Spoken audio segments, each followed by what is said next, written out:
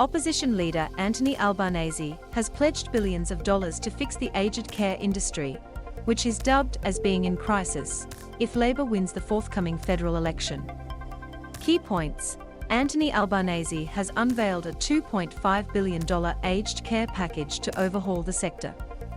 Anthony Albanese has unveiled a $2.5 billion aged care package to overhaul the sector. He vows that, as Prime Minister, he will implement policies to cut costs and boost wages.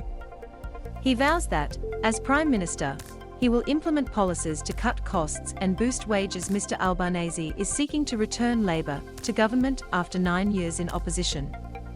Mr. Albanese used his budget reply speech to make his pitch for returning Labour to government after 9 years in the political wilderness. If we want to change aged care in this country for the better, then we need to start by changing the government, he said.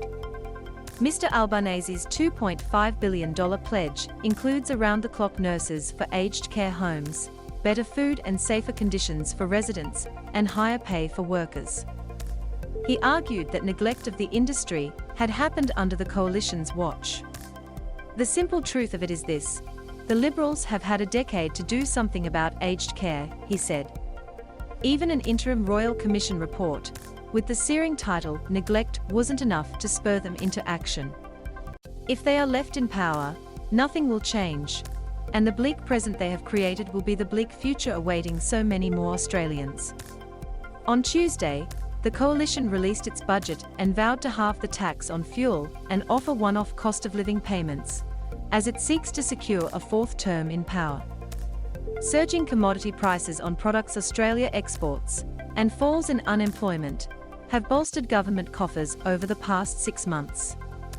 That's led to an improved budget bottom line. However, the coalition is not forecasting a budget surplus for the next decade.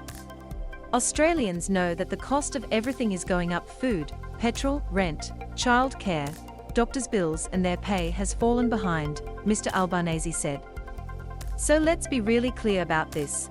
You can't put the worst ever decade of wages growth down to a long run of bad luck. And it's not due to COVID. It's not an accident at all. This government wants to keep your wages low. Mr. Albanese's speech outlined 5 pillars that will govern Labour's plan to cut costs and boost wages. A plan to drive investment and jobs in cheap, renewable energy. A plan to drive investment and jobs in cheap, renewable energy. A plan to manufacture more in Australia. A plan to manufacture more in Australia. Greater investment in infrastructure. Greater investment in infrastructure. More opportunities in training. More opportunities in training. Cheaper childcare. After all the challenges and the sacrifices made during the pandemic, floods, and bushfires, Australians need and deserve a better budget for a better future, Mr. Albanese said. What the coalition pledges. The coalition's budget had 4 key priorities. Offering cost of living relief. Offering cost of living relief. A long-term plan to create jobs. A long-term plan to create jobs. Investment in essential services.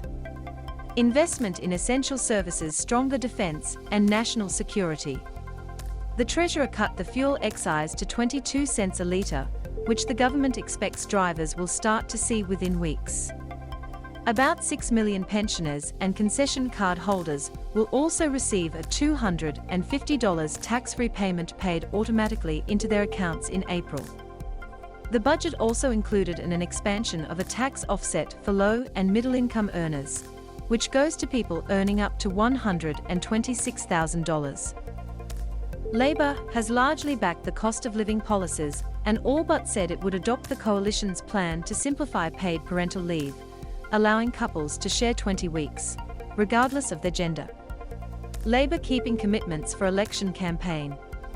The opposition insists it will have more commitments to announce between now and election day. In his budget reply speech ahead of the 2019 election, then Labour leader Bill Shorten promised to deliver what he called the greatest investment in Medicare in a generation, with a $2.3 billion cancer plan. Mr. Albanese has offered a different approach to leading Labour, so far deliberately offering a smaller agenda than at the 2019 election.